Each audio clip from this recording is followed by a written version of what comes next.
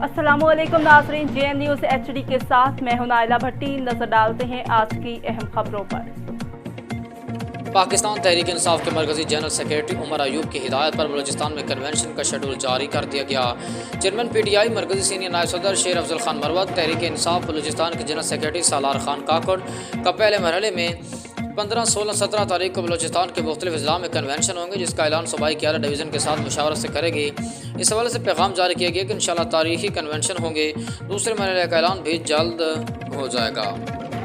10 तारीख को कन्वेंशन रखा है स्वात में।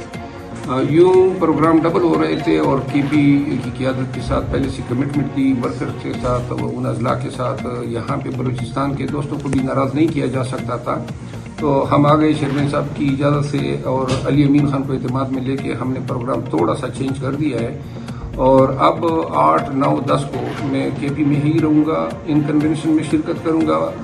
15, 16, 17 ये 3 जो हैं अयाम हैं वो बलूचिस्तान के लिए हैं और 15 को हरनाई में हमारा प्रोग्राम होगा, वो बताएंगे। अच्छा, वो बताएंगे जो है ना वो 15, 16, 17 जिस तरह जो है क़यादत वो शेड्यूल जो है 1-2 दिन में जो है वो अनाउंस हो जाएगी।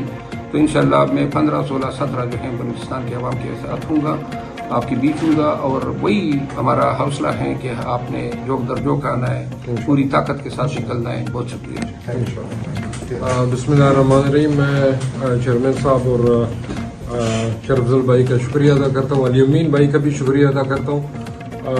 बहुत सख्त कमिटमेंट्स थी इनकी अपनी भी के बीके में, लेकिन इन्होंने फिर भी बलूचिस्तान का जो है ना ख्याल रखा है और हमारे भाई आ रहे हैं। बलूचिस्तान इनको भरपूर मेहमान नवाजी देगा इंशाल्लाह।